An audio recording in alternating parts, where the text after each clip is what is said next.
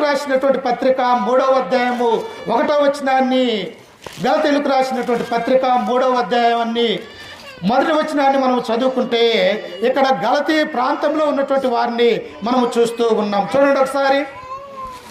అవివేకులైన గలతీయులారా, మిమ్మల్ని ఎవడు భ్రమపెట్టెను? ఓ అవివేకులైన గలతీయులారా, మిమ్మును ఎవరు భ్రమ పెట్టెను? సిలువ వేయబడిన వాడైనట్టుగా యేసుక్రీస్తు మీ కన్నుల ఎదుట వర్ణింపబడిన కదా. ఈ గలతీ ప్రాంతంలో ఉన్నటువంటి వారు ఏం చేస్తూ ఉన్నారంటే, మొదట దేవుని యొక్క వాక్యాన్ని విన్నారు. వాళ్ళు విని మారు మనసు పొంది పౌలు గారిని, పౌలుతో పాటు ఉన్నటువంటి బృందాన్ని తమ యొక్క కుటుంబాలలో వారు దేవుని యొక్క వాక్యాన్ని విని మారు మనసు పొంది బాప్తిసం పొంది రక్షింపబడ్డటువంటి వారిగా మనము చూస్తాం.